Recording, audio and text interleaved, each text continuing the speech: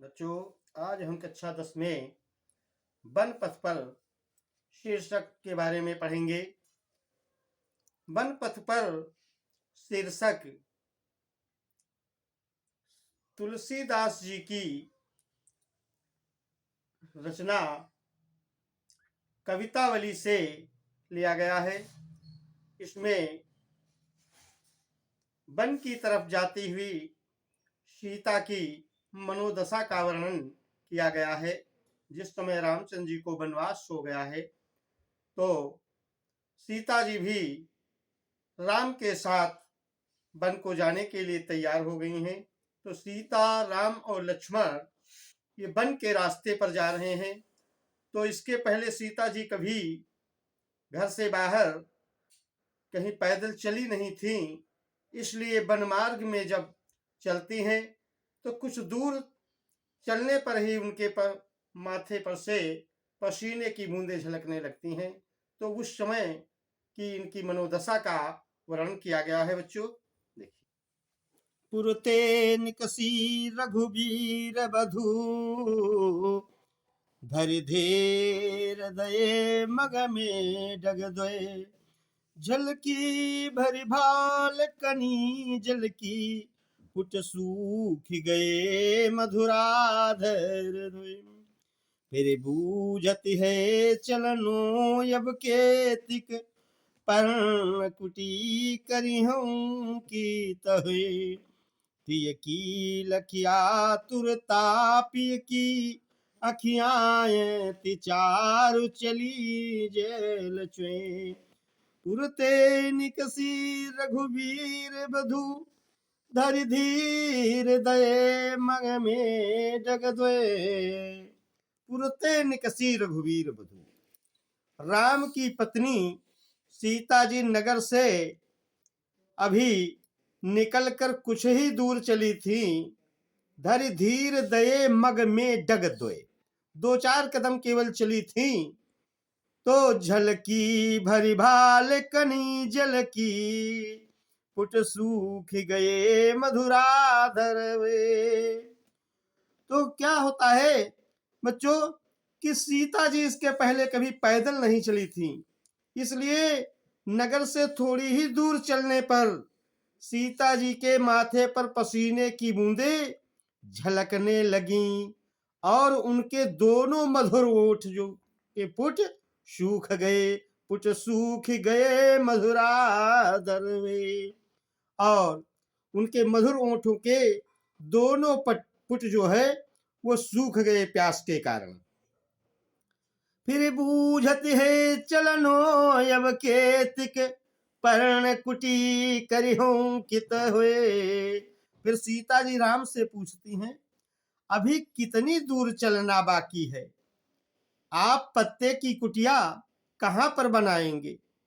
तिय की लखिया तुरता पिय की, अखियाए तिचार चली जेल चुए, तिय की लखि आतुरता पिय की। तो सीता जी की व्याकुलता को देखकर पिय की अखिया, प्रीतम कौन, रामचंद्र जी, तो रामचंद्र जी की आंखों से आंसुओं की कुछ बूंदें चू पड़ी। तो बच्चों, इसमें राम के हृदय में सीता जी के प्रति प्रेम की व्यंजना की गई है तथा माधुर्य गुण है और संयोग श्रृंगार है। जल को गए लखन है लरिका, परिखो पिय छाहे घरी के हुठाड़े, पूछी पसीउ बयारी करूं अरु, पाए पखारी हो भूरी डाढ़े, तुलसी रघुवीर प्रियाश्रम जानी के, बैठी विलंब लो कंटक काढ़े, जान की नाह को नेह लख्यो, पुल को तनवारी बिलोचन बाढ़े। तो जलको गए लखन है लरिका, परिखो पिय छाह घरी कहुई ठाढ़े। तो सीता जी राम से कहती हैं, सीता जी थोड़ी ही दूर चलने के बाद थक जाती हैं तो मस्तक पर पसीने की बूंदें झलकने लगती हैं। तो सीता जी विश्राम करने का कोई बहाना ढूंढती हैं।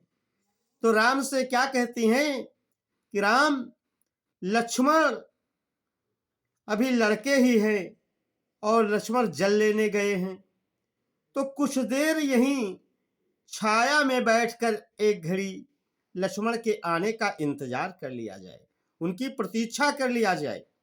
और तब तक मैं पूंछ पसेव बयारी करूं, तब तक मैं पसीने को पोंछ लूंगी और कुछ हवा कर लूंगी। और उपाय पखारी हूं बूबूरी ढारे, और अपने पैरों को धुल लूंगी, क्योंकि रेत में चलने से मेरे पैर जो है वो गर्म हो गए हैं, जल रहे हैं, इसलिए मैं अपने पैरों को भी धुल लूंगी। तो तुलसी रघुबीर प्रियाश्रम जानी के, और बैठी विलंब कंटक काढ़े। तुलसीदास जी कहते हैं रामचंद्र जी अपनी प्रिया सीता जी को थकी जान करके बैठ जाते हैं और बैठकर कुछ देर तक उनके पैर से कांटे निकालने लगते हैं। जानकी नाह को नेह लख्यो, पुलको तनवारी बिलोचन बाढ़े। जानकी जी, सीता जी ने अपने प्रियतम के प्रेम को देख करके, सीता जी ने देखा कि हमारे प्रियतम हमसे बहुत प्रेम करते हैं, तो अपने प्रीतम के प्रेम को देखकर सीता जी का शरीर जो है वो पुलकित हो उठा और उनकी आंखों से प्रेम के आंसू जो है छलक पड़े। बच्चों, इसमें भी संयोग श्रृंगार है तथा सवैया छंद है और माधुर्य गुण है तथा ब्रजभाषा का प्रयोग किया गया है। अगला देखिए, अगले अवतरण में बताया जा रहा है कि राम लक्ष्मण सीता जब वन को जा रहे हैं तो एक गांव के किनारे से निकलते हैं। तो वहां की जो ग्रामीण स्त्रियां हैं तो राम लक्ष्मण सीता को देख करके जाते हुए वन मार्ग में कहती हैं एक सखी अपनी दूसरी सखी से कि रानी मैं जानी अजानी महा, पबि पाहन हूते कठोरे ही हुए। राज हुकाज अकाज न जानो, और कहोती को जिन काम कियो है। ऐसी मनोहर मूर्तिए, बिछुरे कैसे प्रियतम लोगे जिए हैं। आखिन में सखी राखे बेजोगे, इन्हें की के बनवास दियो है। तो ग्रामीण स्त्रियां वन में जाते हुए श्री राम लक्ष्मण और सीता को देखती हैं तो उनके सौंदर्य को देख करके वो आश्चर्यचकित हो जाती हैं और उन्हें पता चलता है कि वे किसी राजा के राजकुमार हैं और राजा ने वनवास दे दिया है। तब एक स्त्री अपनी सखी से कहती है सखी, मैं समझती हूं कि वो रानी जिसने इनको वनवास दिलवाया है, रानी मैं जानी अजानी महा, अजानी माने अज्ञानी, वो रानी बड़ी अज्ञानिनी है, उसे किसी बात का ज्ञान नहीं है। और उस रानी का हृदय कहते विपाहन होते कठोर हियो है। उस रानी का हियो माने हृदय, पवि माने वज्र और पाहन माने पत्थर से भी ज्यादा कठोर है। जिसने इतने सुंदर बालकों को जंगल में वनवास में भिजवाया है और उस राजा को क्या कहें, कहते राजहु काज अकाज न जानो, कहती को जिनका न कियो है। और वो राजा जिसने इतने सुंदर बालकों को जंगल में भेजा है वो भी बड़ा मूर्ख है, जिसने अपनी पत्नी का कहा मान करके बताओ इनको जंगल में भेज दिया। ऐसी मनोहर मूर्तिए, बिछुरे कैसे प्रीतम लोगे ज्यों है। अरे हे सखी, ये तो इतनी सुंदर मूर्तियां हैं, ये तो आंखों में बसाने योग्य हैं। बताओ इतने सुंदर बालकों को किसने और क्यों भिजवाया है जंगल में, और इनसे बिछुड़ करके इनके प्रियजन भला कैसे जिंदा रह सकेंगे। आखिन में सखी राखिब जोग, इन्हें कीम के बन वासे दियो है। हे सखी, इतनी सुंदर मूर्तियां ये तो आंखों में बसाने के लायक हैं, इनको किसने और किस कारण से वनवास दे दिया है। बच्चों, इसमें अद्भुत रस है, समैया छंद है तथा अनुप्रास अलंकार है और ब्रजभाषा का प्रयोग किया गया है। अगला अवतरण देखिए, इसमें राम जी के सौंदर्य के बारे में बताया जा रहा है। किसी सजटा उर बाहु विशाल, बिलोचन लाल तिरछी शिभोहे।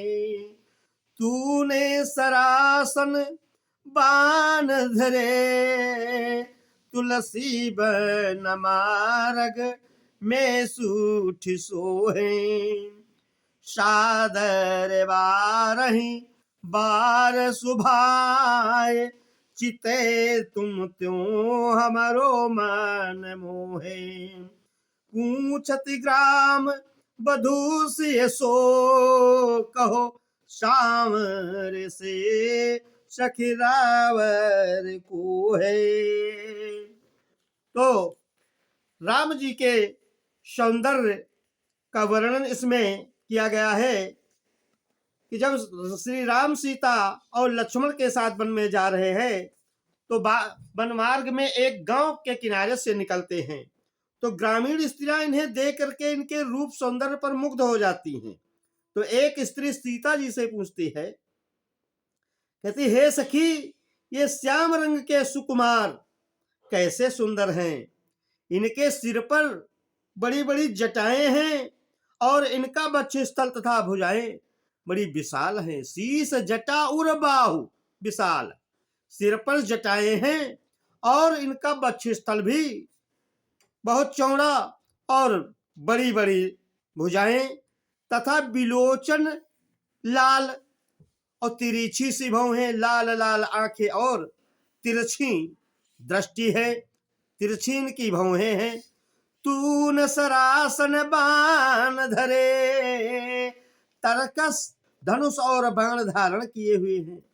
तुलसी बन मार्ग में सूठ सोहे। तुलसीदास जी कहते वो ग्रामीण स्त्री अपनी सीता जी से कहती है, करे वन के मार्ग में जाते हुए ये कितने सुंदर लग रहे हैं।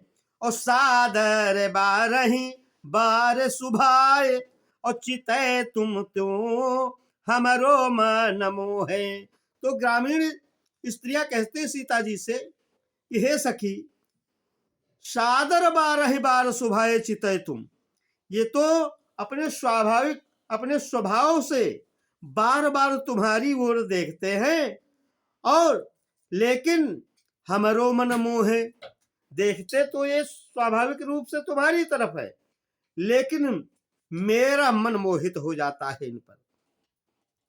तो पूछति ग्राम बधू से सो, कहो सामर से सखी रावर को है। तो ग्रामीण स्त्रियां सीता जी से पूछती हैं, कहती हैं कि हे सखी, बताओ ये सांवले रंग के जो सुकुमार हैं, इनसे आपका क्या संबंध है। ऐसा सीता जी से वो ग्रामीण स्त्री पूछती हैं। तो बच्चों, इसमें अनुप्रास अलंकार समैया छंद है तथा अद्भुत रस है और ब्रजभाषा का प्रयोग किया गया है, माधुर्य गुण है। और लास्ट पद्यांश जो इसका है, देखिए बच्चों, कि सुनि सुंदर बैन सुधा रस साने, सयानी है जाने की जानी भली। तिरछे करि नयन सैन तिन्हें, समुझाए कछु मुस्काए चली। तुलसी तहि अवसर सोहे सबे, अवलोक तिलोचन लाहुअली। अनुरागे तड़ागे में भानु उदय, बिकसी मनु मंजोल कंजे कली। तो बच्चों, इसमें वन मार्ग पर जाते हुए श्री राम और सीता के सौंदर्य का वर्णन किया गया है कि मार्ग में किसी गांव के स्त्रियां उन्हें देखती हैं, वे उनके सौंदर्य को देखकर चकित हो जाती हैं। वे जानना चाहती हैं कि इस परम सुंदरी का इस श्याम रंग के किशोर से क्या संबंध है। तो अंत में एक स्त्री ने आगे बढ़कर सीता जी से पूछ ही दिया। कहती है, हे सखी, ये सुंदर श्यामले रंग के जो युवक तुम्हारे क्या हैं, आपका इनसे क्या संबंध है। तो सीता जी ने अमृत रस में भीगे हुए सुधारस, सुधारस माने अमृत रस से सने हुए उस सखी के वचन सुने। चतुर तो वे थी ही, इसलिए उनके प्रश्न का उत्तर भली भांति समझ गईं। और फिर सीता जी उनके प्रश्न का उत्तर कैसे देती हैं कि तिरछे करी नयन दे शयन तिन्हें। सीता जी ने अपने नेत्रों को जरा तिरछे करके और शयन दिए समझाई। और शयन माने आंख के इशारे से ही उनको समझा करके और कछु मुस्काई चली, और मुस्कुरा करके चल पड़ी। सीता जी ने आंखों के इशारे से ही उनके प्रश्न का उत्तर बता दिया और थोड़ा सा मुस्कुरा करके चल पड़ी। तो तुलसीदास जी कहते हैं कि तुलसी तेहि अवसर सोहे सबे, अवलोक तिलोचन लाहुअली। तुलसीदास जी कहते हैं उस समय वे ग्रामीण स्त्रियां जो है अपने नेत्रों का लाभ उठा करके जो है बड़ा ही उनके सीता जी के सुंदर हाव भाव को देख करके अपने नेत्रों का लाभ उठा रही हैं। तो उनके सुंदर नेत्र ऐसे सुशोभित हो रहे हैं, कहते जैसे अनुरागे तड़ाग में भानु उदय, बिगसे मनो मंजूल कंजे कली। तुलसीदास जी कहते हैं कि इस अवसर पर सभी सखियां सीता जी के उस सुंदर हाव भाव को देखकर अपने नेत्रों का लाभ उठा रही थी। उनकी उत्सुक आंखें ऐसी शोभित हो रही थी जैसे सूर्य के उदय होने पर प्रेम सरोवर में कमल की कली खिल गई हो। बच्चों, इसमें रूपक अनुप्रास और उत्प्रेक्षा अलंकार है तथा ब्रज भाषा का प्रयोग किया गया है। बच्चों, आज हम इतना ही पढ़ेंगे। इतना पढ़ने के बाद हम विराम लेंगे और आप सब हमारे आधुनिक हिंदी ज्ञान सागर चैनल को सब्सक्राइब करें, लाइक करें और आगे फिर रसखान के समझने के बारे में पढ़ेंगे। आज इतना ही पढ़ाने के बाद हम विराम ले रहे हैं बच्चों। जय हिंद।